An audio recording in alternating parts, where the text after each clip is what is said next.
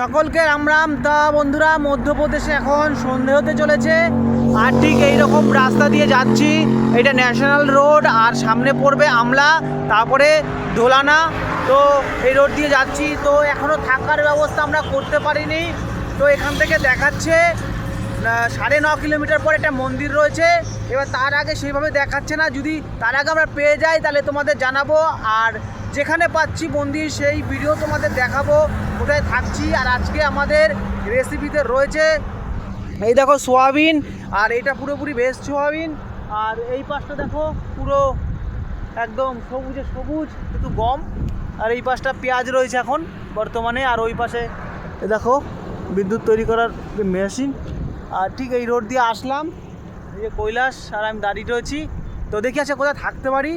তো বন্ধুরা, তোমরা যদি আমাদের ভিডিওগুলো শেয়ার করে দাও না, তাহলে কি হয়, এই বিভিন্ন জায়গায় পশ্চিমবাংলা থেকে বাঙালিরা, সনাতনী বাঙালিরা এখানে আছে কর্মরত, তারা আমাদের মেসেজ করে এবং মেসেজ করার পরে সেখানে গিয়ে আমরা থাকতে পারি।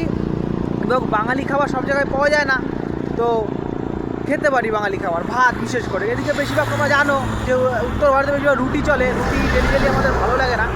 তো যাই হোক, তোমরা যদি একটু শেয়ার করে দাও তাহলে হয়তো পরবর্তী কোনো স্টেপে গিয়ে কোনো বাঙালি দাদা ভাইয়ের কাছে থাকতে পারবো। তা বন্ধুরা, তোমরা সকলে ভালো থেকো।